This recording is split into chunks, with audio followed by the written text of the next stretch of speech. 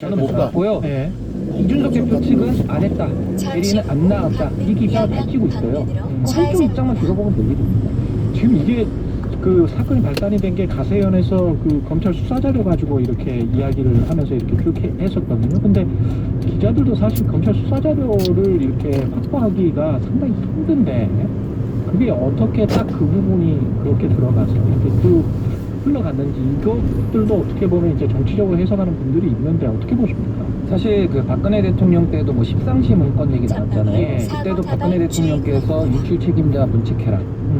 바로 색출해라 이렇게 나왔거든요. 예. 이게 당연한 겁니다. 왜냐하면 공적 기록이기 때문에 공적 기록이 밖으로 나갔다. 굉장히 중차대한 문제 아니겠습니까? 그리고 특히 이거 수사 자료입니다. 수사 자료는 더 보완이 필요한 자료인 것인데 여기에 대해서도 작년 12월 27일에 제가 이제 봤던 그 방송의 유튜브 방송에 의하면은 이렇게 수사 기록 1000페이지를 쌓아놓고 얘기를 합니다. 그 다시 한번 돌려보십시오. 그러면서 수사 기록을 근거로 해서 이러이러한 혐의가 있고 이런 접대를 받았고 뭐 블라블라 얘기가 나오거든요. 실제로 나가는 그 영상에 나와 있습니다. 보십시오. 12월 27일에 작년 거. 예. 그런데 이걸 보면요. 그때 그래서 대전지검에서 유출한 거 아니냐는 의혹이 나왔어요. 그때 대전지검에서는 우리가 유출한 거 아니다라고 확인을 했어요. 예. 근데 전 그것도 의아한 게 이준석 얘기하는 아니 건가요? 가로세로 연구소에서 쌓아놓은 기록을 자신들이 대전지검 사람들이 보지도 거기네. 않고 네. 우리 거랑 다르다라는 얘기를 어떻게 합니까? 저는 그게 좀 의아합니다. 그냥 덮어놓고 부인만 하면 됩니까? 그러네. 저는 그게 의아하거든요. 거기가 치킨 게임입니다. 그게 하나예요. 검찰이나 근데 검찰 말도 저는 믿기가 어려운 것이 그 기록을 보지도 않고 자기네 거랑 다르다라는 해명은 너무 불가능하다. 그 얘기고 만약에 대전지검 말을 제가 100고 양보해서 믿어준다 하더라도 그러면 그 변호인 측에서 센 거거든요. 그럼 그 변호인은 엄청난 책임을 이건 져야 되는 겁니다. 왜? 수사 기록이고 예. 그 안에 있는 개인 정보는 무수히 많을 것이고요. 뭐 그렇죠. 변호사 비밀 유지 의무부터 해서 업무상 비밀 누설 그래요. 모든 게 다 걸립니다. 그래서 저는 이 부분에 대해서는 아직 누구를 의심하기는 어렵고요. 대전지검 아니면은 그 의뢰인, 그 김성진 씨라는 그분의 변호인, 누구신지는 모르지만 그 둘 중에 하나를 확인해 보면 될 일이거든요. 근데 지금은 그런 절차가 없이 그냥 이 내용에 대해서만 지금 흘러가고 있기 때문에 전 이 부분은 상당히 좀 의아스럽다. 조사가 필요하다 이렇게 봅니다. 1분밖에 안 남았는데 어제 뭐 권은희 의원도 이 관련해서 본인의 얘만 예측을 따라가면 이야기를 해주셨는데 이준석 전 대표가 제기한 가처분 신청 결과는 어떻게 될지 궁금하고 그 다음에 경찰 수사 결과는 또 어떻게 될지 각각 나눠서 짧게 말씀해 주시죠. 뭐 가처분 결과는 내용상 하자와 절차상 하자 두 가지를 다 들여다보고 있는 건 팩트 같습니다. 왜냐면 너무 길어지고 있기 때문에. 네. 그래서 내용상 하자까지 인정된다면은 아마 비대위는 이제 더 이상 추진이 어려울 것이다 이렇게 보고요. 뭐 수사 결과 같은 경우도 지금 뭐 여러 가지 의혹들은 있습니다만은 저는 경찰이 법과 원칙에 따라서 죄가 있으면 죄를 묻고 죄가 없으면 죄를 안 묻는 좀 공정한 수사를 통해서 결론을 빨리 내려줬으면 좋겠습니다. 신인규 전 국민의힘 상근 부대변인이었습니다. 고맙습니다. 네, 감사합니다. 네, KBS 일라디오 최경영의 최강사 2부는 여기까지고요. 잠시 후 3부에서는 김진수 연세대학교 사회복지학과 교수 연결해서 수원 세모녀 사건 복지사각지대 문제 짚어보고요. 이상한 변호사 우영우 속의 실제 모티브였던 변호사입니다. 신민영 변호사도 만나보겠습니다. 세일가 더 비싸.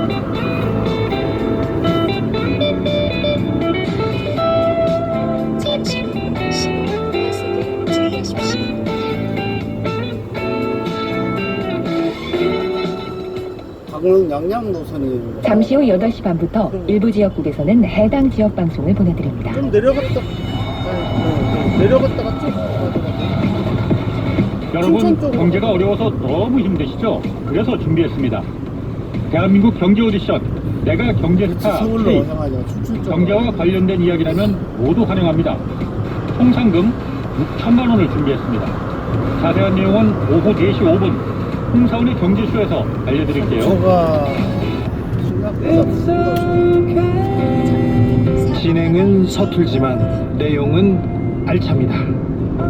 진실의 편에서, 정의의 편에서, 약자의 편에서 뉴스를 전합니다. 주진우 라이브와 함께 더 많이, 더 오래 웃었으면 좋겠습니다. 매일 오후 5시 5분 KBS 1라디오 주진우 라이브. 지금 시각은 8시 30분입니다. KBS 여기도 올림픽을 준비하는 선수들 신동파 이런 게 많구나. 다시 없을 단 한 번의 기회. 청소년 올림픽을 준비하고 있습니다.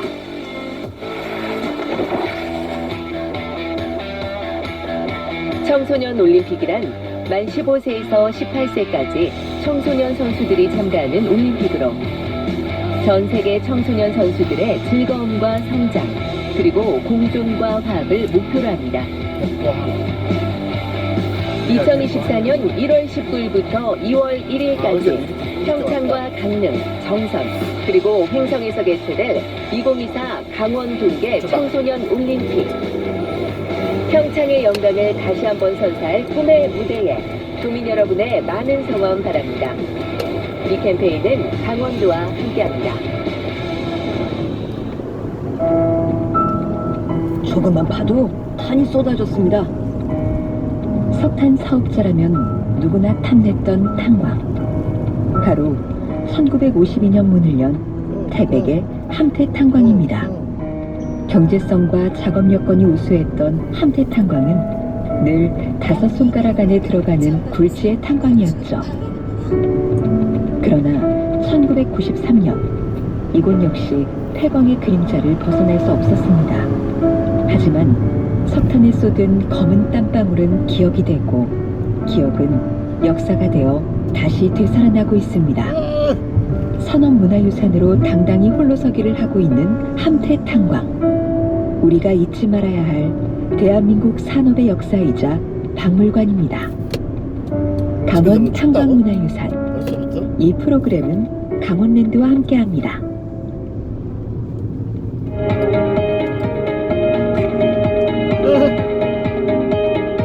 아, 일부러 광고하려고 여기다 딱. 영동 포커스.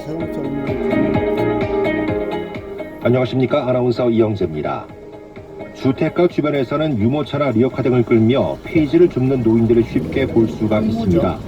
전체 노인의 4분의 1이 재활용품을 수집하면서 생계를 보충하고 있다는 통계도 있을 만큼 이들이 빈곤 노인의 대명사로 여겨지자 자치단체들이 앞다투어 재활용품 수집인을 위한 지원 조례를 마련했는데요. 뒤늦게 실태조사를 한 강원도가 현실과 동떨어진 결과를 발표해서 도민들의 빈축을 사고 있습니다. 재활용품 수집인 지원 조례가 제 역할을 할 수 있을지 리포터 취재로 점검해 보겠습니다. 올여름도 많은 이들이 더위를 피하기 위해 강원도의 바다와 계곡을 찾았습니다. 대한민국 최고의 청정구역이란 명성 덕분인데요. 광역자치단체들의 오염물질 배출량을 들여다봤더니 강원도가 최상위권에 올라 있습니다. 어떻게 된 일인지 포커스 인터뷰에서 알아보도록 하겠습니다. 하루하루가 지날수록 계절의 변화가 느껴집니다. 오늘도 날씨 정보 먼저 함께 하시죠. 정희지 기상캐스터.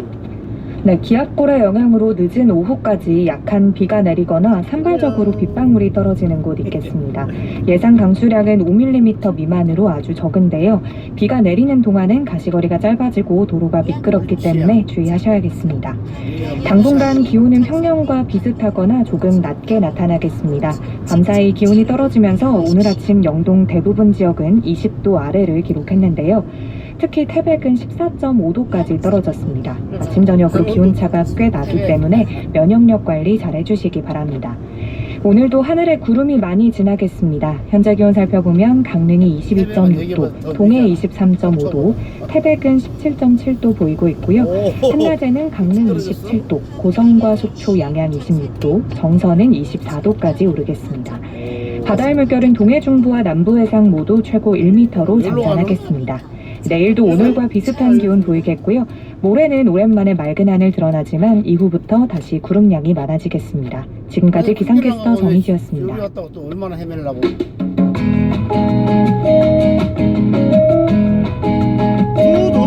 지역의 아침을 여는 시사 프로그램 영동 포커스. 월요일부터 금요일까지 매일 아침 8시 30분에 여러분을 찾아갑니다. 오늘의 뉴스 이선미 아나운서와 함께하겠습니다. 안녕하세요. 안녕하세요. 네, 청년들이 유출되는 큰 이유일 겁니다. 강원도 내 근로자들의 급여 액수가 전국 평균에 한참 못 미치는 것으로 나타났죠? 네, 그렇습니다. 강원도 내 시군 근로자 1인당 평균 총급여액이 전국 평균에도 미치지 못하는 것으로 나타났습니다.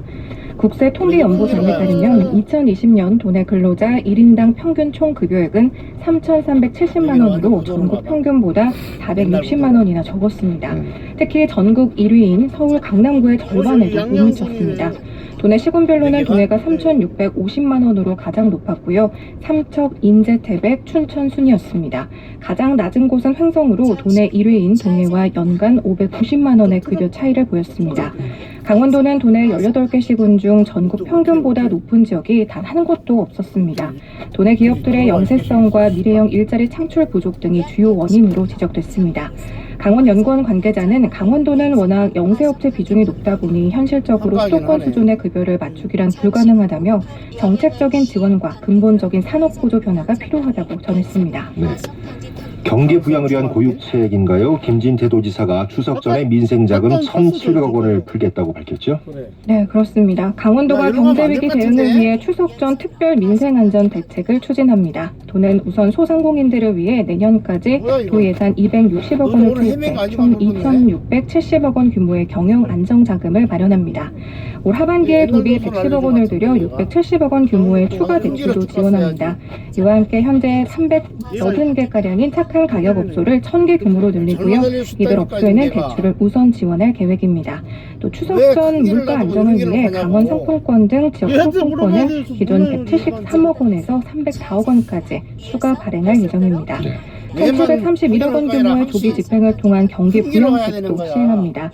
이에 따라 농가당 70만 원의 농업인수당과 1,000억 원가량으로 추산되는 공공부문의 건설 공사대금도 추석 전에 모두 지급할 예정입니다. 자, 의외 현상입니다. 강원도에서만 유일하게 2달 연속으로 출생아 수가 늘었다고요? 네, 강원도 6월 출생아 수가 17개 시도 중 유일하게 지난해보다 증가한 것으로 나타났습니다. 앞서 5월에도 전년 동월 대비 홀로 증가세를 기록해 강원도는 전국에서 유일하게 2달 연속 출생아 증가 지역으로 기록됐습니다. 이처럼 강원도에서 출생아 수가 증가한 원인으로는 지난해 9월 도내 혼인율이 전국에서 유일하게 증가했던 점과 2019년부터 시작한 강원도의 육아 기본수당이 그 원인으로 꼽힙니다.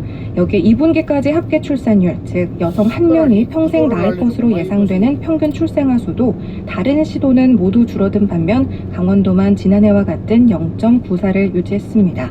전국 평균에 비하면 0.19%포인트 높았습니다. 네, 이렇게 대책을 세우면 출생률도 높일 수가 있습니다. 잘 들었습니다. 이선미 아나운서였습니다.